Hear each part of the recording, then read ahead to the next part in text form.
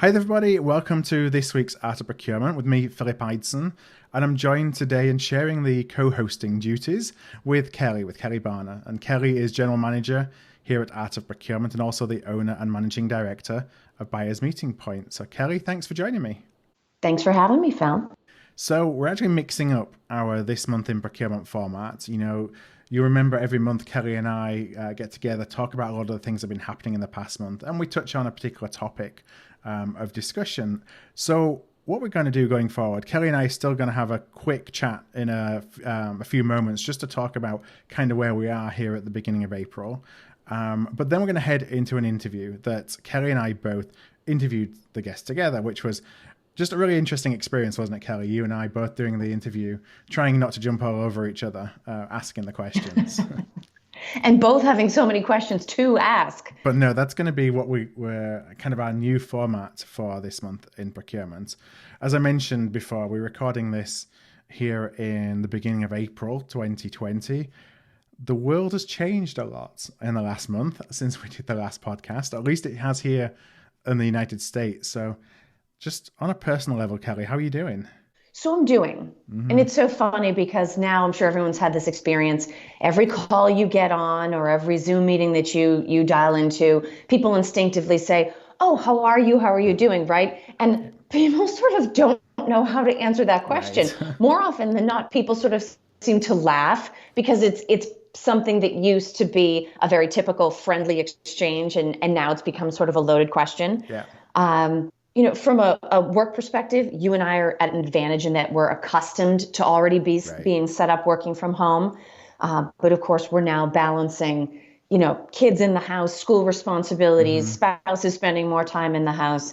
And so it's certainly been an interesting time, both testing and strengthening organizational skills, flexibility, and just sort of generally being empathetic to what everybody is going through under the circumstances. Yeah, it feels like it's cliche already at this point to say it's an interesting time, um, but it feels like Yes. it's maybe we've moved from looking at things day to week, and you never quite know what next week will bring.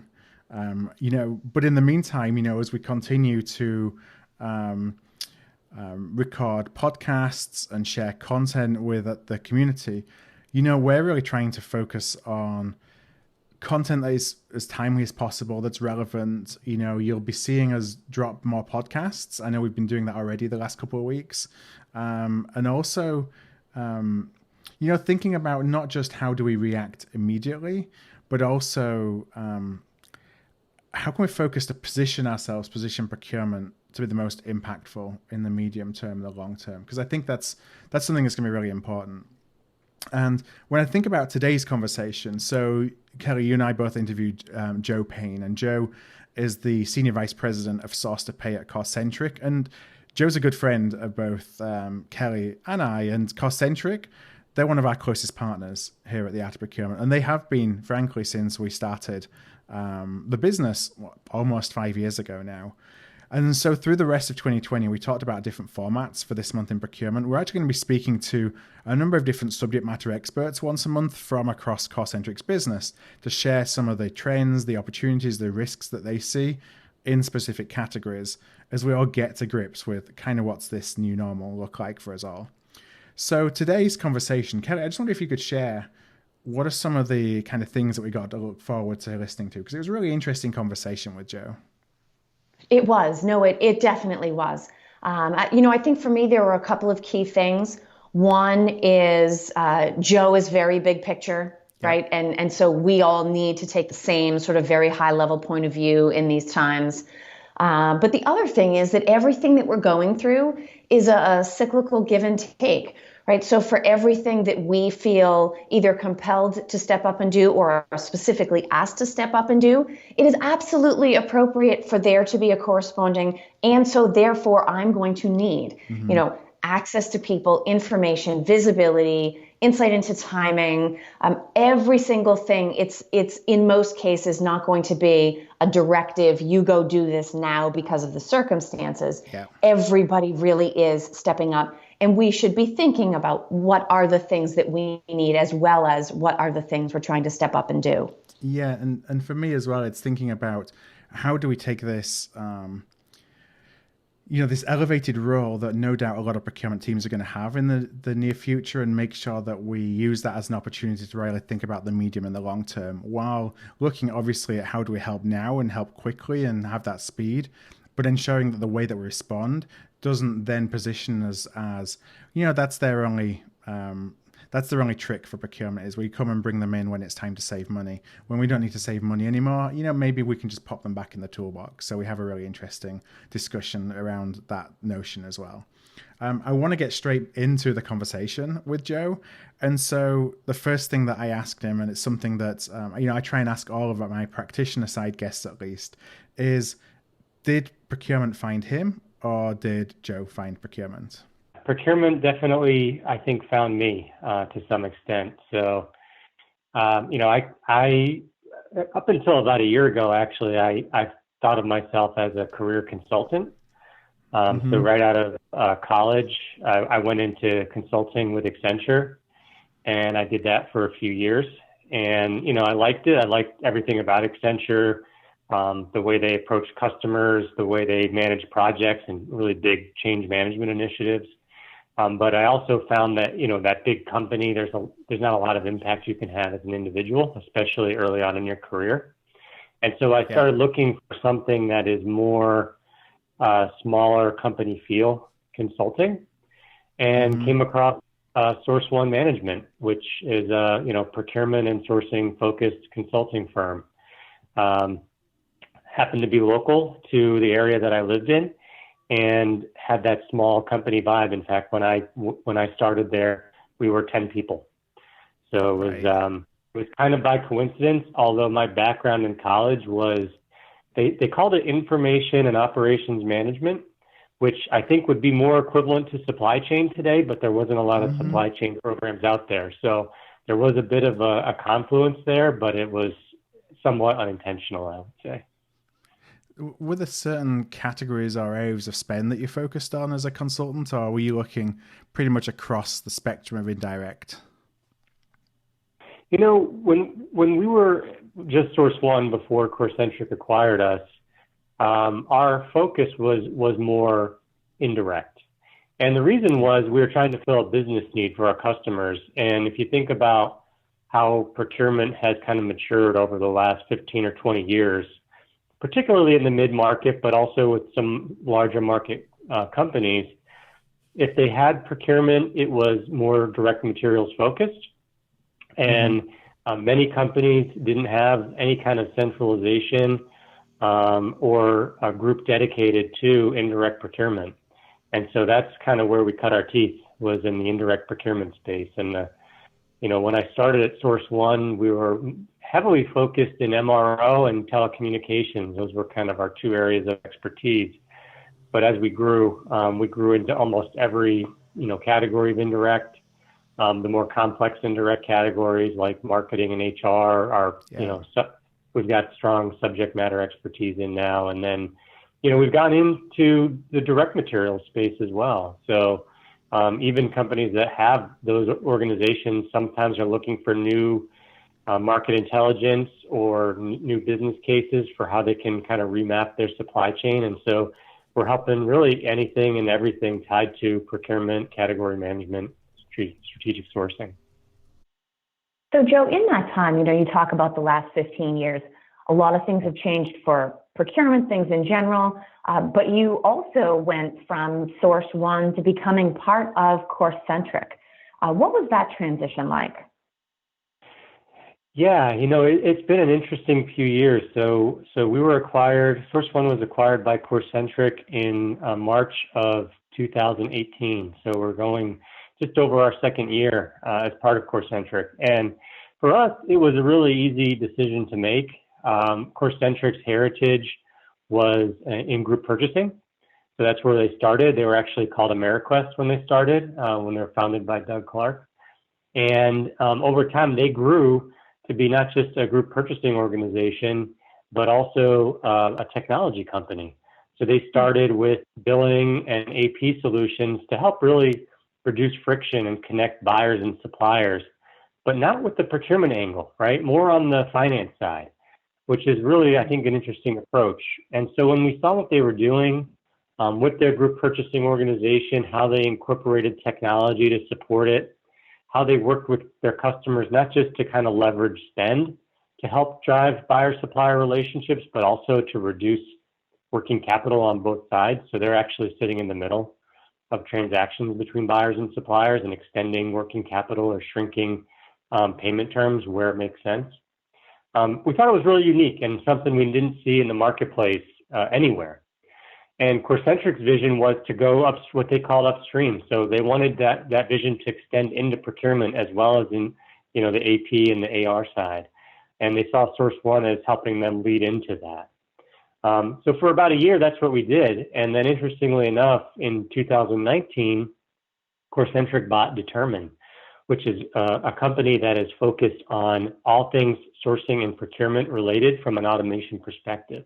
So talking about procure to pay, tied to workflow and catalog management, and also things like sourcing tools and contract management tools and spend analytics tools, which was really synergistic between the Source One service offering and the Determine technology offering. So these things have blended together so well over time that we decided late last year to form a new business unit at CoreCentric that basically takes the legacy CoreCentric AP automation and indirect GPO and combines it with the Determine technology and the Source One service offering into something that I think is really different and not really seen in the marketplace today. Well, and it's interesting timing too, because when you talk about legacy, right, certainly there's the backgrounds and the varied strengths of all these different organizations we've been talking about, yeah. But there's also an important procurement legacy that comes into play. And as we, have this conversation in very early April 2020, obviously everyone has sort of one eye on the economy at all times. And while it feels very different right now, this isn't the first time that strategic procurement has helped buoy organizations through a recession. So given the fact that it's, kind of part of this whole journey that we've just talked about, I'd be interested in your thoughts, both in terms of your own experience and more generally about the role of procurement in a recession. Where do we need to focus from technology, talent, and process? And maybe how do some of the priorities that we would have had 6 or 8 months ago suddenly shift in terms of our forward-looking planning? Yeah, I would say that there's two elements to that. There's the traditional kind of how procurement is engaged during a recession, or what we're expecting to see in terms of economic downturn, as well as what procurement is tasked with during a global disaster, the likes of which we've really never seen.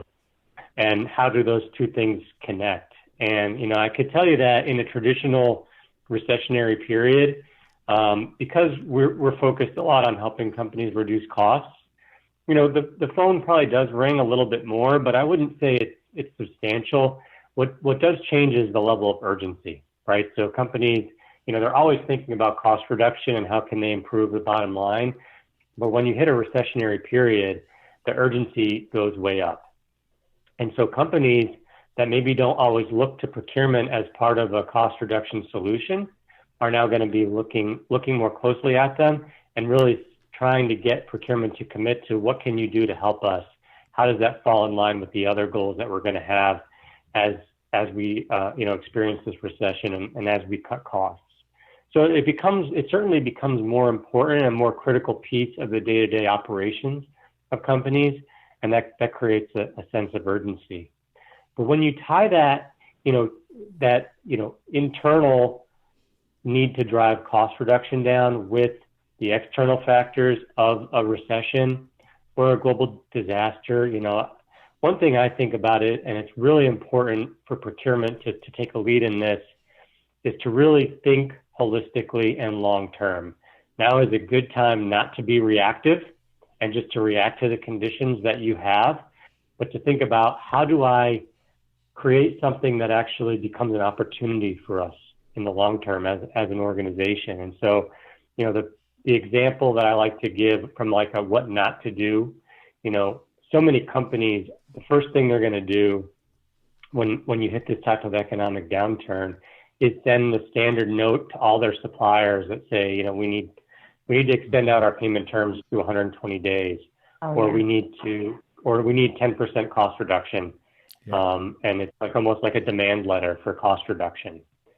And you have to keep in mind two things when you do that. One, your supply chain is going through the same issues internally that you're going through. So now's not the time to ask them for an arbitrary, you know, cut in cost or to extend out payment terms. You have to do it. I mean, you certainly have to do it, but you need to be more fact-based, right? So where are the real opportunities versus taking that sweeping approach across all your suppliers?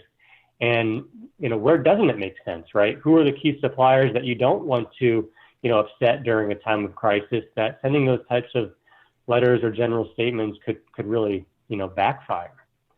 And the second piece of it is to think about how can you really turn this into an opportunity to build relationships with your suppliers. So, you know, there's so many examples today of companies experiencing shortages.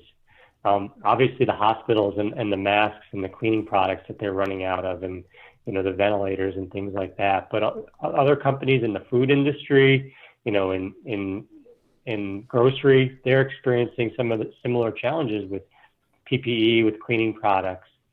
And, you know, if you can think about long term and make sure you're going to your suppliers that are critical in these times and saying, what can I also do for you, right? This is difficult for all of us. How can I, you know, get what I need and also make it better for you? That's not going to just help you today. It's going to help you forever, because the next time something like this happens, you're going to be higher on their list because you're treating them like a strategic supplier instead of taking that tactical approach. No, and I think that makes a lot of sense, right? And there are going to be a lot of choices that companies and procurement are faced with in the coming weeks that will have very wide and long-ranging consequences. Before we get into some of those specific decisions and maybe some of the tactics that procurement starts to use, I just want to follow up on one thing that you said, and that was talking about urgency. You know, when I think of procurement under air quotes, normal conditions, I think of, you know, we're very methodical, we are predictable, we have our governance standards, we have our processes, and there's a reason for all of that. But when we find ourselves in times of urgency, you do move into some area of gray space, and whether that happens to be internal, you know, making it possible for a now distributed workforce to buy and receive the things that they need to function, or whether we're looking at it externally, dealing with suppliers, dealing further down into the supply chain. Where would you say are maybe the guardrails around where we should compromise and loosen some of those traditional standards because of the sense of urgency that is facing us all on a daily basis? Yeah, you know, that's an interesting question, and it's a good point, because when things become more urgent, and when you have these types of situations, it's when you really start, when the bottlenecks in your process become much more clear, right? So in normal times, you've created a window for a process, and it could be, you know, a month, it could be a week, whatever. And then all of a sudden you need to turn things around in, you know, 24, 48 hours or less. And it's like, oh, well, it's not even possible with our existing process. So, you know, if it's things like supplier qualification and onboarding, there's a way to do that in a normal situation, and then there's a way to do that when you're out of supply or there's critical components in your supply chain. And so what companies can do to get ahead of that is, you know, when you're not in those times of urgency, to think about what are the critical elements of supply, what are the critical processes tied to that supply, and then what are the times associated with qualifying and onboarding suppliers, and what can I cut out of that when I have to? Not that it's an everyday thing, not that it's what we're going to do turn that into a standard operating procedure, but when we hit a crisis that meets X, Y, and Z criteria, we transition from process A to process B. And it's not good to start doing that during the crisis, right? It's better to do that before the crisis starts, because that's when you have a little more clarity and you can be a little more thoughtful about what you're taking out of a process or what you're adding into a process. So something that you said, Joe, a little while ago that I picked up on was about kind of this responsibility to think about the medium term and the long term while we're in this expense reduction mode, where the urgency may be here, but this is a positive in terms of the value that procurement can bring for an organization, in these times, because it's something that we're we've got a lot of experience at doing. But on the other hand, I see that there's a danger that organizations look at procurement as being this is the one thing that procurement does, and this is the preconceived idea I've had for a long time. So I'm going to bring procurement out of my toolbox, and they're going to go and beat up a few suppliers and get some quick cost reduction. And then when I'm not in that mode anymore, I'm going to put them back in the toolbox. And then we lost the opportunity to really show the depth and breadth of value that we can bring that goes beyond it. I just wondered what your perspective was on that, and perhaps if there's ways that, as we're thinking about going through this, having this heightened spotlight on us, how we conduct ourselves to make sure that we're really thinking about the long term. Yeah. I'll go back to a point I made earlier, which is, think about proactive versus reactive. And in times like this, tendency is just to react. My advice to folks would be take in the business's concerns and the needs and what they're asking you to do, but don't just react to those requests. Yeah. Make sure you just take the time to get above it, to get your head above the water a little bit, and think about if you were to approach it in a reactive way, what would be the short and long-term outcome? And then if you were to, what are the negative consequences of that? How can you prevent those negative consequences? And then how can you turn a situation like this into a long-term advantage, right? Mm-hmm. If you do that, right, you're going to find there's obvious answers in terms of, if I bring these 10 suppliers in and I have a conversation with them about what's good, what will help them as we get through this, recognizing what we need from them. I don't think you're going to have a problem, going back to the business, to the C-suite or whoever, and saying, I'm going to do this. I'm going to hit the targets you need me to hit, but we're also going to turn it into a positive for us because I'm going to do X, Y, and Z. What that'll do is show the business that we are considering them and we're thinking about their needs, but also thinking about it more holistically. Which for procurement, when you talk about trying to get a seat at the table, right, the C-suite or in the decision-making table, it's times like this that will show what procurement can really do, right? So it is our time to shine. I mean, when we hit crisis mode, it's our time to shine and to really give the business a view of what a good procurement really looks like. Now, as I start to think about tactics that we can use, I think that at least in my experience, a lot of times when trying to help save money and save money quickly, that urgency has kind of failed or had difficulties when it's been a little bit of an arbitrary look and just saying, hey, we're going to task everyone within our business to save 10%, let's say, on their external expenses. And it's been more successful when you've taken a lot more kind of precise targeted approach based on market conditions, needs of the business, when it last went out to market, all that kind of thing. But a lot of time, there's a lot of organizations out there that I see certainly, and I'm sure you see as well, that don't necessarily have a good handle on what that spend actually looks like. So, we're kind of in crisis and urgency mode right now. What recommendations would you give to an organization that knows that they need to act, and they feel like the easiest thing may be just to say, okay, we're going to target cutting 10% off everything, to actually better understand their spend so they can be a little bit more targeted?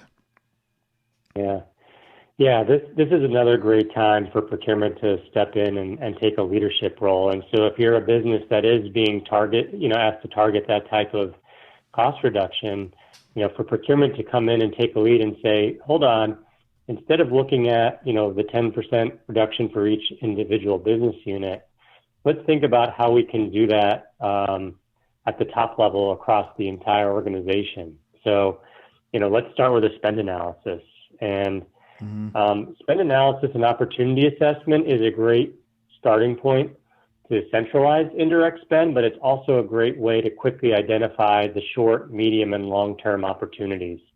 I'm going to tell you, so many times when we're talking to folks, maybe outside of procurement, thinking about cost reduction, maybe the CFO or the COO, they say, oh, well, we'll just start with the biggest spends, right? Travel, is always a big spend. Yeah. Benefits is a big spend. We'll just cut out of that. But those types of programs, the cuts there that are substantial are volume-based, right? Reduce benefits or stop traveling. Those will save money for sure.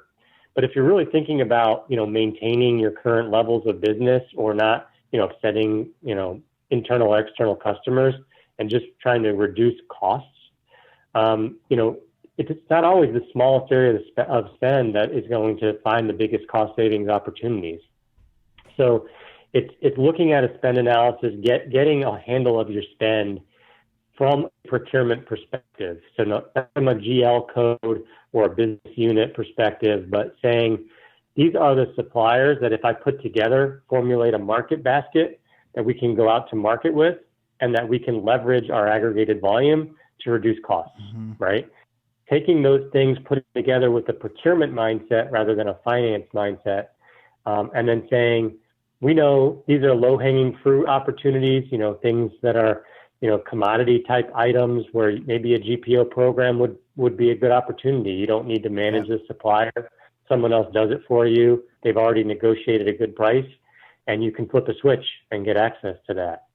Or the medium-term opportunities where you're going to go out and do some sourcing, or long-term opportunities where, it's going to take a long time to transition from one supplier to another, or you have contracts in place. First step is getting the spend visibility, and then building the roadmap from there will really help you prioritize and show how you can get to that, 10% number or whatever you're being tasked with as a business, and the time, as well as the timeline it will take to get you there.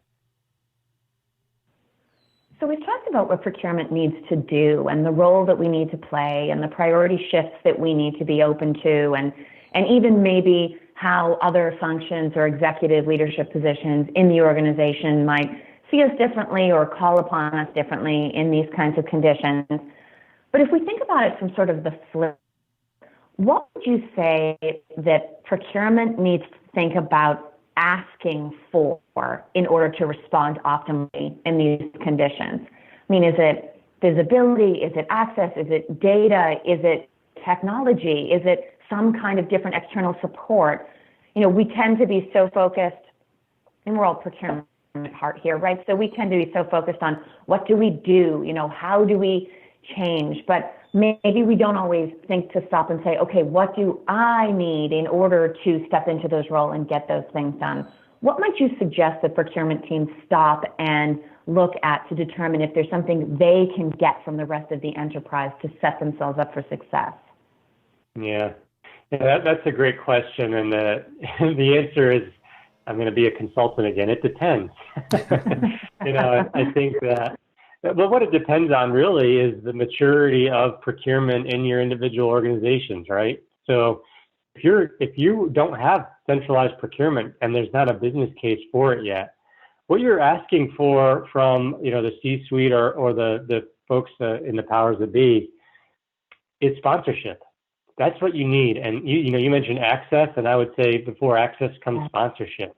You need the C-suite to help drive the mandate for procurement within the organization. I've seen so many transformations and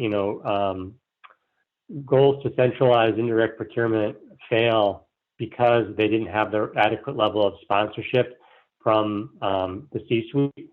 And the reality is, it's a very simple reason. It's because procurement is personal, right? Everybody thinks that they got a good deal on the things they bought. No one wants to have their shoulder looked over.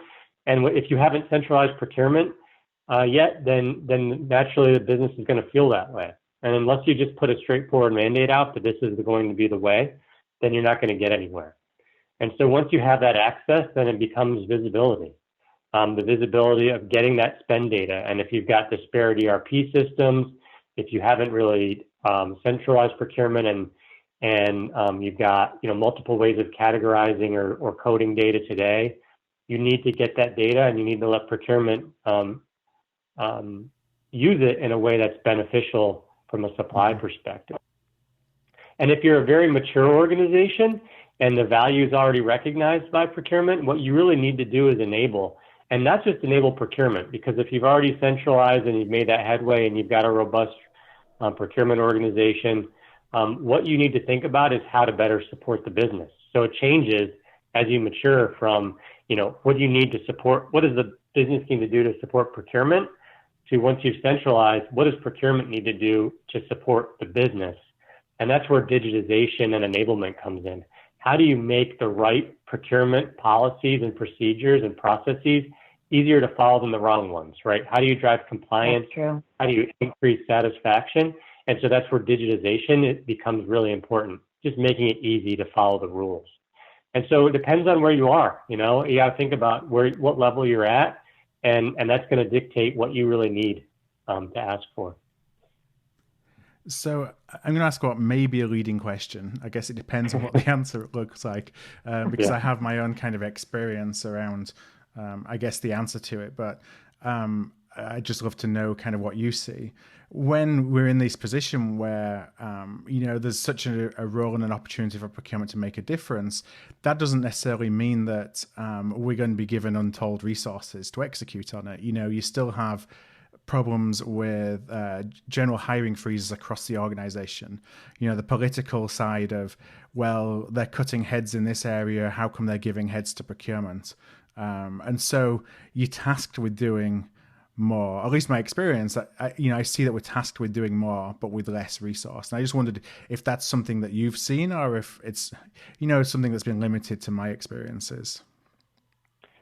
Well, I've already seen, I could tell you that, because of the COVID-19, a lot of our customers are furloughing resources, and procurement has not been immune to that. So I would say where we started to see it first was in travel and hospitality. So you think about, the hotel chains out there, the cruise ship lines.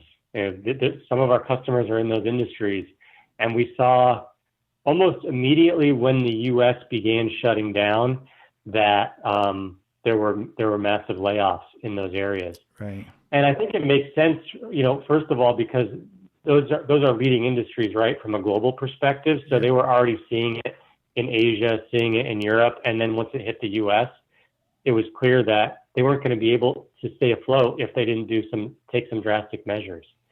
And we're going to see it in other industries as well. It's going to lag a little bit, but in, areas like manufacturing and other services and retail, it's going to happen. So what do you have to do? You're going to be tasked to do more with less.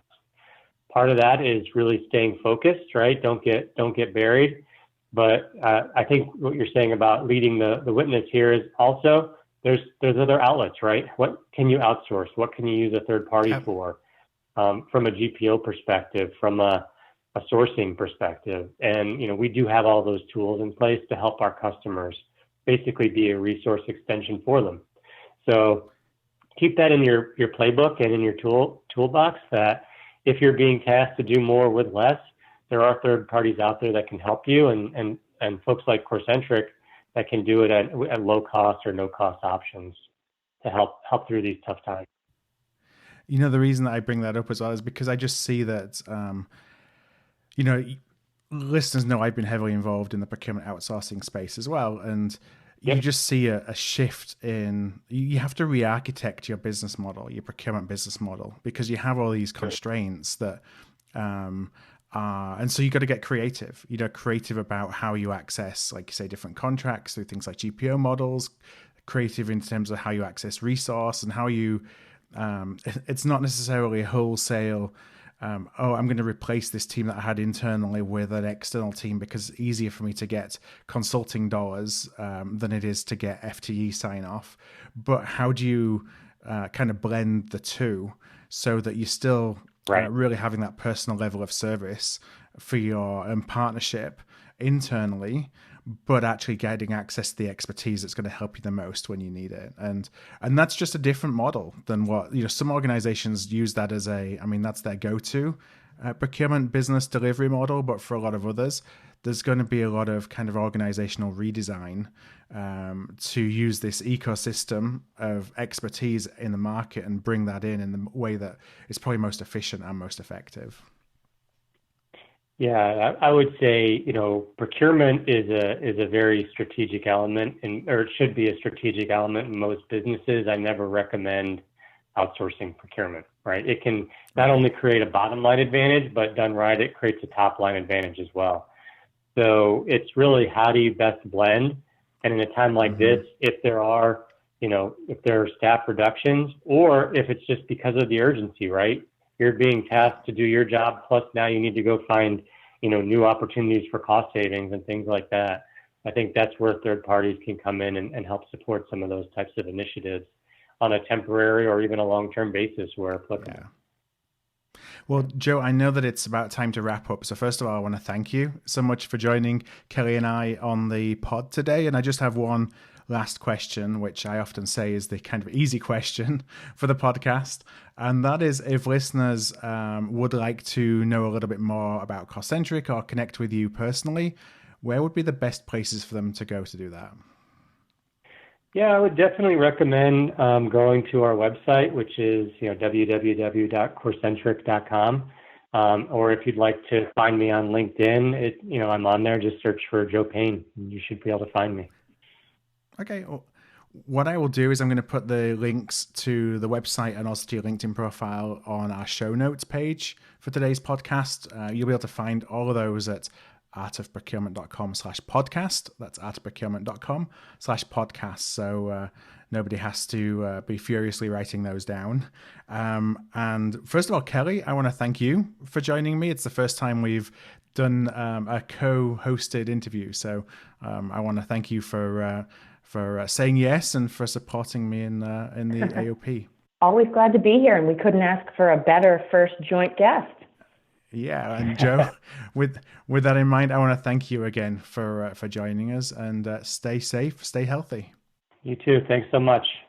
Hi there. I want to thank you for tuning in to today's podcast.